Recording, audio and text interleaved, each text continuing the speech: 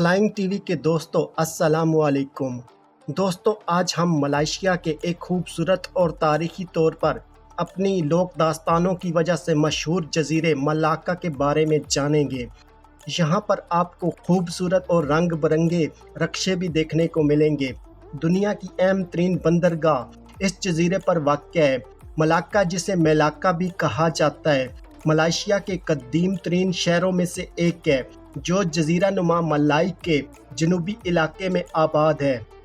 جب اس تاریخی شہر کی بات آتی ہے تو واقعی اس کے نوادرات، ثقافت، منفرد ورثے، ماہی گیری کے ہاٹ سپاٹ اور یہ کہ اب تک کی سب سے زیادہ تلاش کی جانے والی بندرگاہوں میں سے ایک ہے۔ اس شہر کے نام کے بارے میں ایک کہاوت مشہور ہے کہ جب پرمیشورا سنگاپور کا آخری بادشاہ ایک دن میلاکا کے درخت کے نیچے آرام کر رہا تھا جہاں اس نے ایک چھوٹے سے ہرن کو اپنے دو شکاری کتوں کو شکست دے کر دریا میں دھکیلتے ہوئے دیکھا۔ اس چھوٹے سے جانور کی طاقت سے حیران ہو کر بادشاہ جس درخت کے نیچے آرام کر رہا تھا اس کو ملاکا کا نام دے دیا۔ ملاکا ملائیشیا کا غیر سرکاری تاریخی دارالحکومت ہے جو 500 سالوں سے مشرق اور مغرب کے درمیان رابطے کے طور پر کام کر رہا ہے۔ یہیں سے 9 آبادیاتی قوتوں نے ملائیشیا کے ساتھ رابطہ قائم کیا جس نے اس ملک کے اپنے موجودہ معاشی اور سیاسی نظام کی تشکیل دی۔ آج ملاکا ایک خوبصورت شہر ہے جو تاریخی ورثے، عمارتوں، قدیم نشانیوں اور 9 آبادیاتی ڈھانچے سے مالا مال ہے۔ آبنائی ملاکا جزیرہ نما ملاکا کے گرد ایک سمندری جزیرہ ہے۔ یہ بحر ہند اور جاوا کے گرد سمندر کو آپس میں جوڑتا ہے۔ اس کی لمبائی 50 کلومیٹر اور چوڑائی تقریباً 300 کلومیٹر کے درمیان ہے۔ اس کا تنگ ترین مقام صرف 2.8 کلومیٹر چوڑا ہے۔ ملاکا جزیرہ نما مالے میں پہلی بڑی سمندری سلطنت ہوا کرتی تھی۔ بہت سے چینی، عرب اور ہندوستانی تاجروں نے زمانہ قدیم میں ملاکا کا سفر کیا کیونکہ اس وقت یہ ایک بڑی بندرگاہ ہوا کرتی تھی۔ یہ ایک چھوٹا سا ماہی گیری کا گاؤں ہوا کرتا تھا جس پر اورنگ لاؤت نامی مقامی ملاؤں نے قبضہ کیا ہوا تھا۔ آبنائی ملاکا میں دیگر ریاستوں کی آمد سے پہلے ملاکا کے لوگ روایتی مالائی گھروں میں سکون سے رہتے تھے۔ یہ گھر پانی کے اوپر تیرتے تھے۔ آبنائی ملاکا بحر ہند اور جنوبی بحر چین جوڑنے والی واحد آبی گزرگاہ انڈونیشیا کے جزیرے سماٹرا کے مغرب میں اور جزیرہ نما ملائیشیا اور مشرق میں جنوبی تھائی لینڈ کے درمیان واقع ہے۔ اس کا رقبہ تقریباً 65,000 اسکوائر کلومیٹر ہے۔ ملاکا کے ساحلی علاقوں میں عام طور پر بڑے دلدل پائے جاتے ہیں۔ سماٹرا کے مشرقی ساحل کے ساتھ ایک بہت بڑا نشیبی دلدلی جنگل واقع ہے۔ آبنائی ملاکا کی آب و ہوا گرم اور مرطوب ہے اور موسم گرما اور موسم سرما دونوں کے دوران یہاں پر مونسون کی کیفیت ہوتی ہے۔ یہاں پر اوسط سالانہ بارش 1930 ملی میٹر تک ہوتی ہے۔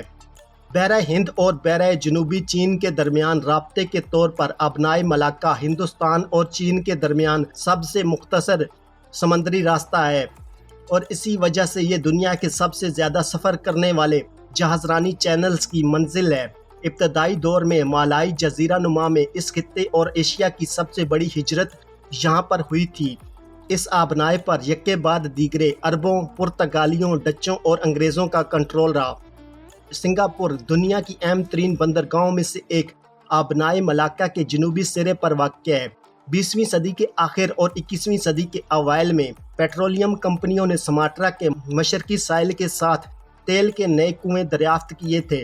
دیگر بحری جہازوں کے علاوہ ملاکا مشرق وسطیٰ کے تیل کے میدانوں، جاپان اور مشرقی ایشیا کے دیگر مقامات پر بندرگاہوں کے درمیان سفر کرنے والے بڑے آئل ٹینکروں کو گزرنے کی سہولت فراہم کرتا ہے۔ آپ اب بھی مختلف قلعوں، عجائب گھروں، گرجا گھروں اور ٹاوروں میں برطانوی، ڈچ اور پرتگالی باقیات کی نشانی دیکھ سکتے ہیں۔ 2008 میں ملاکا کو یونیسکو کے عالمی ثقافتی ورثے کے طور پر تسلیم کیا گیا۔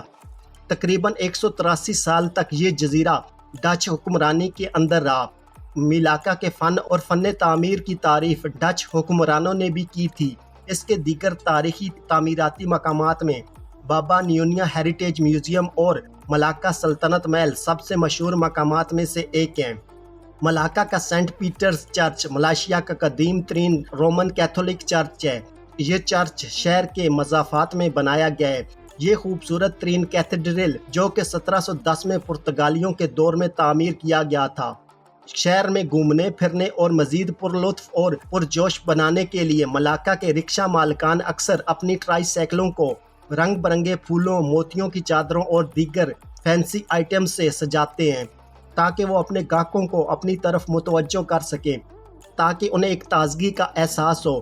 ملاکا شہر کی بنیاد 1400 عیسوی میں پرمیشورا نے رکھی تھی۔ وہ 1373 کی دہائی میں تماسک بادشاہی کے اسکندر شاہ یاسری ماجرا کے نام سے مشہور تھا۔ اس شہر کا نام ملاکا نامی درخت سے پڑا۔ ملاکا شہر ملائیشیا کی ریاست ملاکا کا دارالحکومت ہے۔ اس کا تاریخی مرکز یونیسکو کا عالمی ثقافتی ورثہ ہے۔ ملاکا ملائیشیا کی تیسری سب سے چھوٹی ریاست سنگاپور سے تقریباً 150 میل شمال میں واقع ہے، جس نے 1389 سے 1398 تک حکومت کی اور پھر 1398 میں ایک حملے کے بعد فرار ہو گیا۔ پرتگالیوں نے 1511 میں ملاکا پر قبضہ کیا جب جنرل الفانسو ڈی البوکرک تقریباً 1200 آدمیوں اور 17 یا 18 جہازوں کے ساتھ گوا سے ملاکا کے لیے روانہ ہوا۔ یہ پرتگالیوں کے گوا پر قبضہ کرنے کے ایک سال بعد کا واقعہ تھا۔ پھر 1641 میں جوہر کے سلطان کی مدد سے ولندیزیوں نے پرتگالیوں کو شکست دی اور پھر 1641 سے 1798 تک ملاکا پر حکومت کی۔ 1824 کے اینگلو ڈچ معاہدے کے تحت ڈچوں نے سماٹرا کے بدلے ملاکا کو انگریزوں کے حوالے کر دیا۔ انگریزوں نے ملاکا پر 1826 سے 1946 کے درمیان حکومت کی، پہلی برٹش ایسٹ کمپنی اور پھر کراؤن کالونی کے طور پر، اور پھر سنگاپور کے ساتھ ساتھ ملاکا آبنائی بستیوں کا حصہ بن گیا۔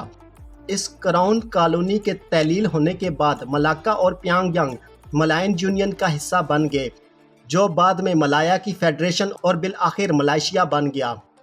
ملاکا کی آبادی 8,21,110 افراد پر مشتمل ہے، جہاں 64% ملائی، 24% چینی، 6% ہندوستانی اور جزوی طور پر پرتگالی اور ڈچ نسل کے کچھ لوگ آباد ہیں۔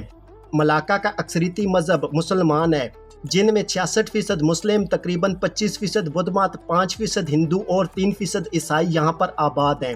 ملاکا کے بارے میں ایک اور کہاوت مشہور ہے کہ ملاکا سلطان کے دور میں یہاں پر ایک آسمانی شہزادی رہا کرتی تھی جسے پوٹری گینگ لیڈانگ کہا جاتا تھا، جسے اب تک کی سب سے خوبصورت ترین پری سمجھا جاتا تھا۔